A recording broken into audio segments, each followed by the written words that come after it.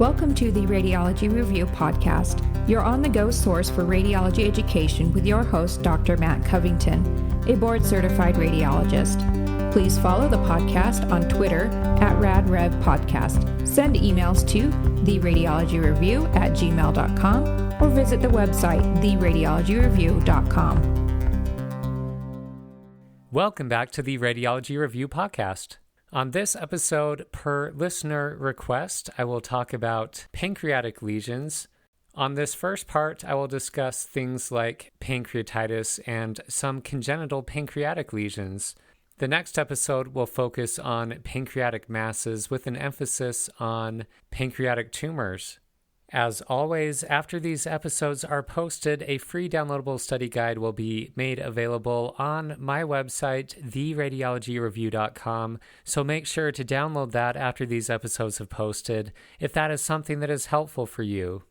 Without further ado, let's get into the questions and answers on pancreatic lesions, Part 1.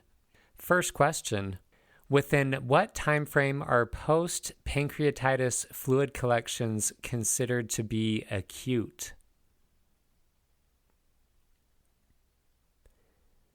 The answer here is that peripancreatic fluid collections following pancreatitis are considered to be acute for up to 4 weeks following the episode of pancreatitis.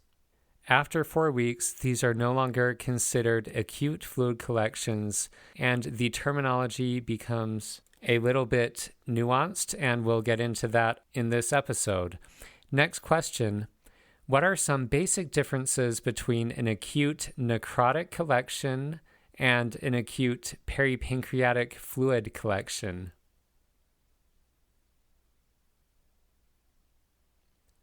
Some of this basic terminology can be confusing, and that is why I am covering it here.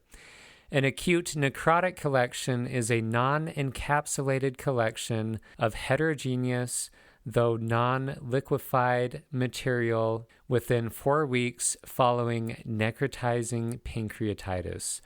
An acute peripancreatic fluid collection is also a non-encapsulated collection, but this time it is of fluid density that occurs within 4 weeks following non-necrotizing interstitial edematous pancreatitis. So an acute necrotic collection follows an episode of necrotizing pancreatitis, whereas an acute peripancreatic fluid collection follows an episode of non-necrotizing interstitial edematous pancreatitis.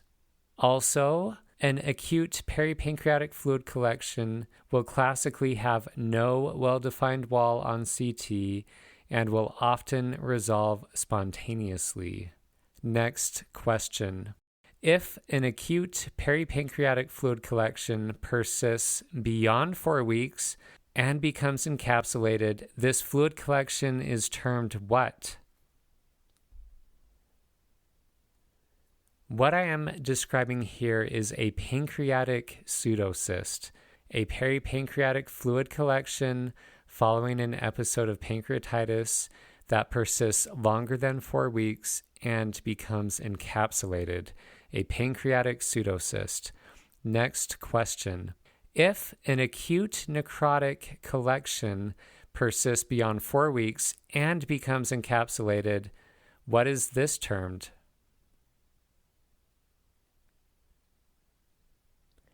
The answer to this question is walled-off necrosis. Walled-off necrosis is an acute necrotic collection that persists beyond 4 weeks and becomes encapsulated. Next, true or false? Pancreatic infected necrosis has a high mortality rate. Hopefully this is an easy question for you, and the answer is true. The most common cause of death in patients with acute pancreatitis may be infected necrosis.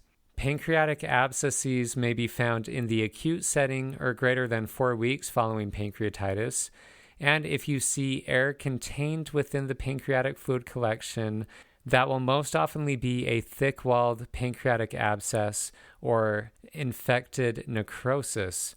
One reason why you may wait to see if an acute pancreatic fluid collection or an acute necrotic collection will resolve on their own is that percutaneous or surgical drainage can have a high risk of introducing infection, and any infection in this setting should be avoided because there is unfortunately a reasonably high mortality rate with pancreatic infected necrosis.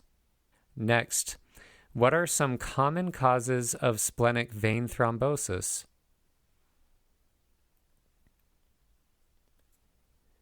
Common causes of splenic vein thrombosis include acute and chronic pancreatitis, pancreatic malignancy, aneurysms of the celiac and or splenic arteries, and retroperitoneal fibrosis. Also, remember that pancreatitis can cause pseudoaneurysms of the pancreaticoduodenal artery, and these pseudoaneurysms are often treated with coil embolization by interventional radiology.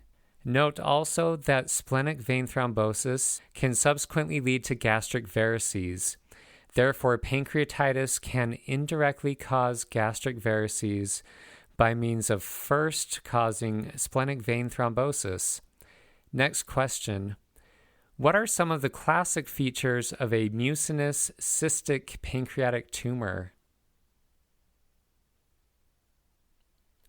A mucinous cystic pancreatic tumor is a low-grade but potentially malignant tumor that is classically found in middle-aged women. These are loculated, often large, thick-walled cystic masses that most commonly arise from the pancreatic tail. Mural nodules and papillary projections may be present with a mucinous cystic pancreatic tumor. And again, we will get more into pancreatic tumors on the next episode, but I wanted to cover that here.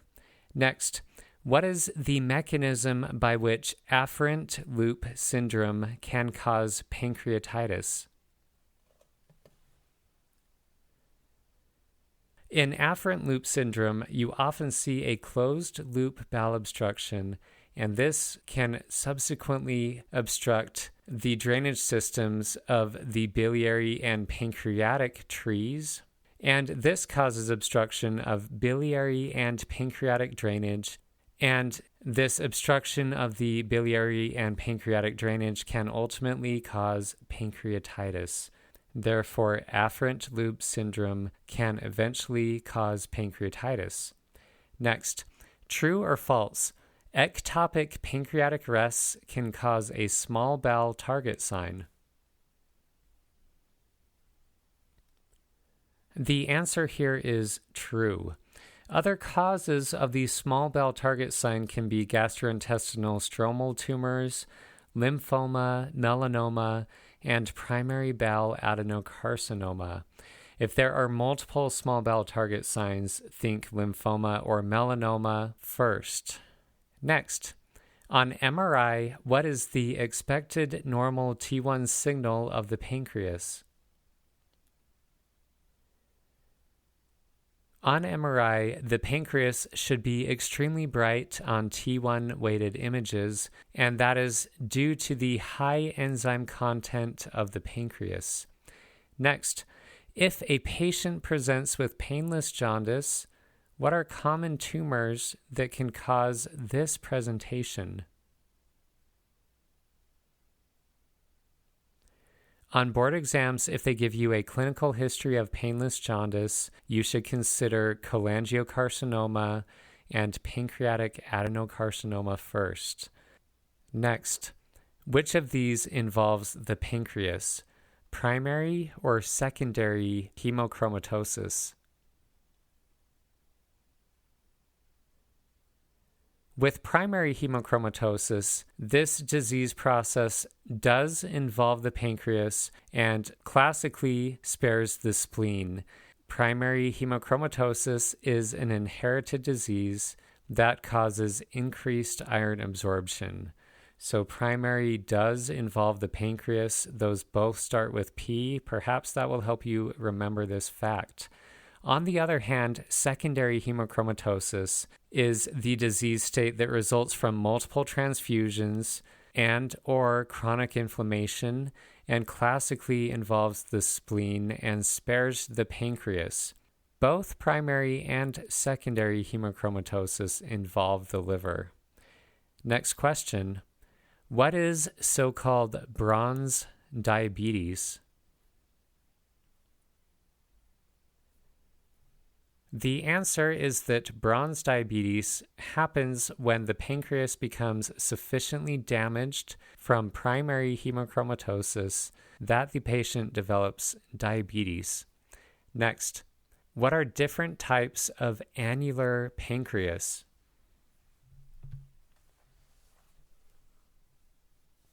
Annular pancreas occurs when the ventral pancreatic bud does not adequately rotate with the duodenum during development, and this causes duodenal encasement. This can be complete or incomplete, and this can also be extramural or intramural. Complete means that there is complete encasement of the duodenum. Extramural has pancreatic tissue from the ventral bud that drains into the main pancreatic duct. Intramural has pancreatic tissue from the ventral bud that drains via its own small ducts into the duodenum.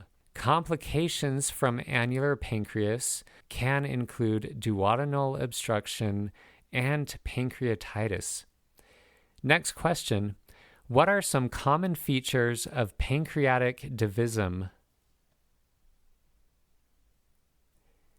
Pancreatic divisum occurs when the drainage of the pancreas into the duodenum is split or divided, hence the term divisum.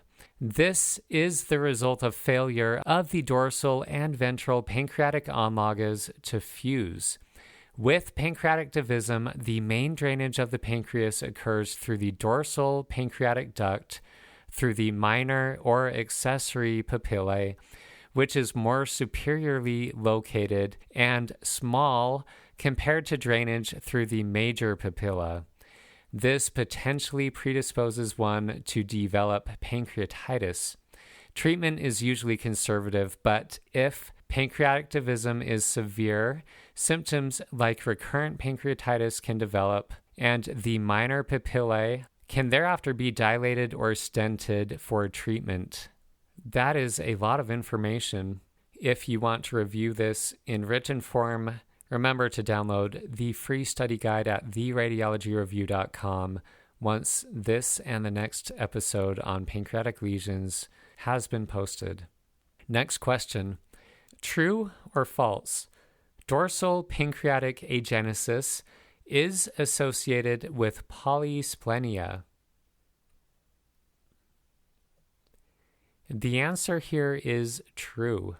Additionally, with dorsal pancreatic agenesis, there is also a risk for diabetes due to beta cell loss in the pancreatic tail.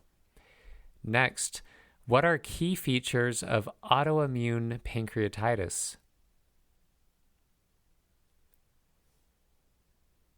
Autoimmune pancreatitis is a high-yield entity for the ABR core exam, so I would definitely know this one in detail.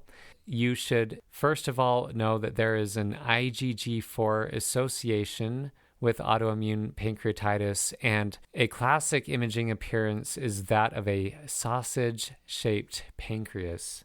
In autoimmune pancreatitis, the clinical presentation, unlike other forms of pancreatitis, is not often associated with an acute onset of inflammation and abdominal pain, but rather presents with things like jaundice, new onset diabetes, weight loss, and other autoimmune diseases such as inflammatory bowel disease. Importantly, this disease can regress with steroid treatment. Laboratory testing often shows elevated immunoglobulin and anti-nuclear antibody levels. Final question for this episode. What are key features of paraduodenal pancreatitis? and this was previously termed groove pancreatitis.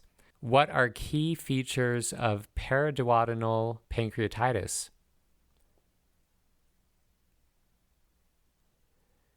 Paraduodenal pancreatitis is a chronic pancreatitis affecting the space or groove between the pancreatic head, duodenum, and common bile duct.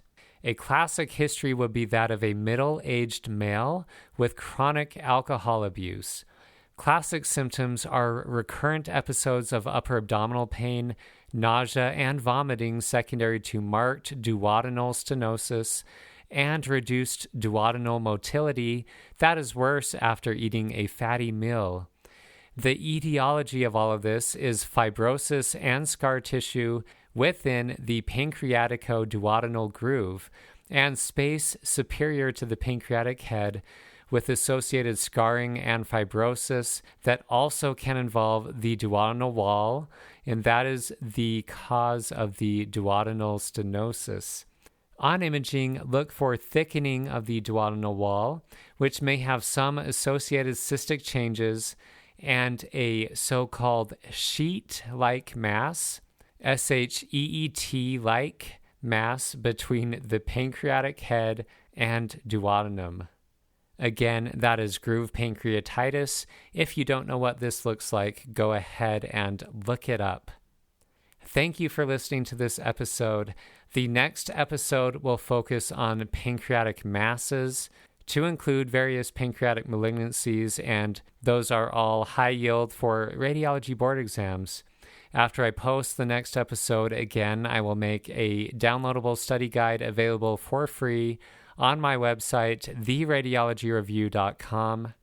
As a reminder, you can follow at RadRevPodcast on Twitter or Instagram, where I am currently posting things like near daily physics tips.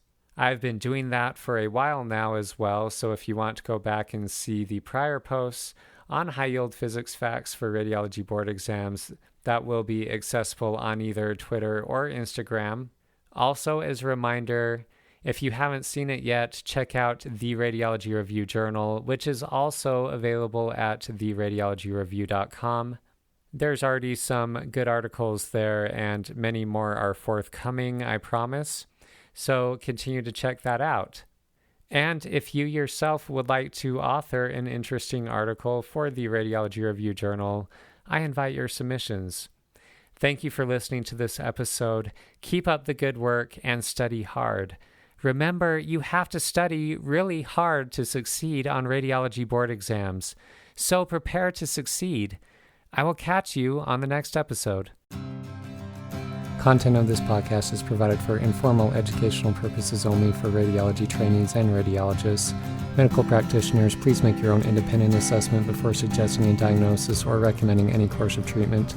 This podcast should not be used for self-diagnosis or self-treatment and is not a substitute for independent professional medical care.